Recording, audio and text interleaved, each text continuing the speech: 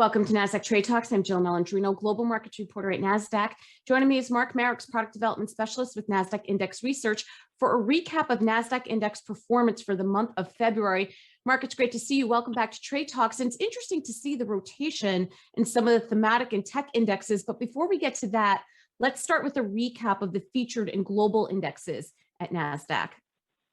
Yeah, thanks, Joe. Great to be here. And it was certainly an interesting month for index performance. We track about 75 of these indexes in total.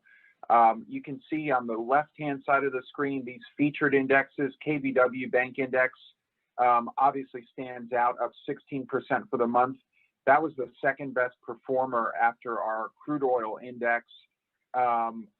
Really, I think just a lot of themes working for banks these days. We've talked about the reflation trade, rates going up.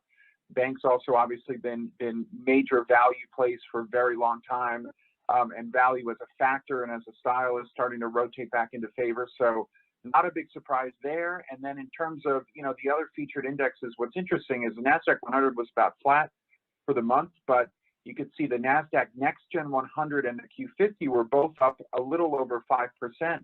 And the composite was kind of flattish as well. So those two indexes kind of more focusing on the mid cap, or maybe the kind of smallest of the large caps that are all doing pretty much interesting things in the thematic space, really kind of benefiting from that rotation as well. On the right-hand side, you can see kind of looking globally and in the US across the different size spheres, small and mid cap, they're definitely kind of winning the day so far this year. Yeah, and if we take a look at your next slide here, when we look at the thematic and the techs, we can see some of that rotation out of the electric vehicle indexes, which were performing so well. But I find even more interesting on the tech side of the chart, where you're seeing the sub-sector rotation, if you will. Totally, yeah. So, I mean, the first thing that sticks out to me about this chart was the last one. There's a lot more red on here, right?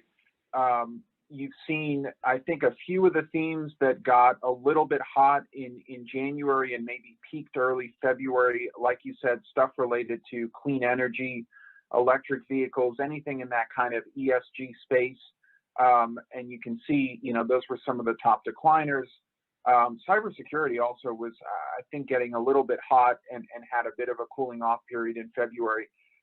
The ones that have been leading are really mobile payments, right? Top performer on this page. That's kind of related to that, that overall strength in financials. And then also the two semiconductor indexes. Semis have just been on fire for a long time now.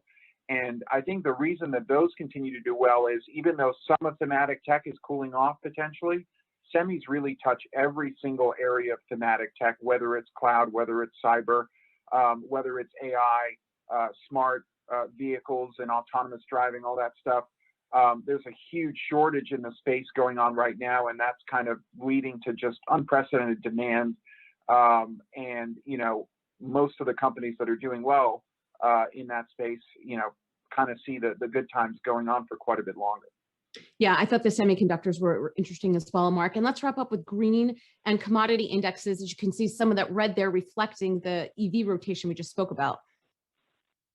Yeah, so, again, kind of a mixed story with the green economy indexes.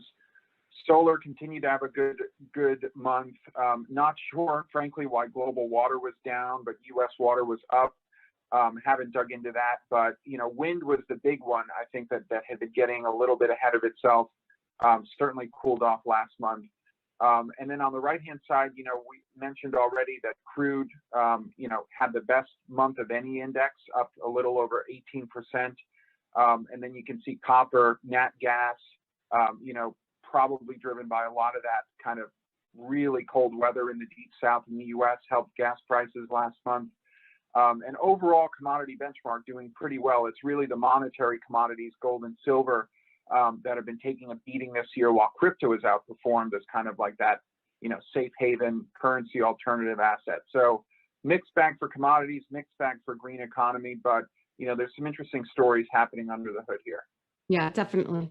Mark, appreciate the insight. Thanks for joining us on Trade Talks, and thanks for joining me. I'm Jill Malandrino, Global Markets Reporter at Nasdaq.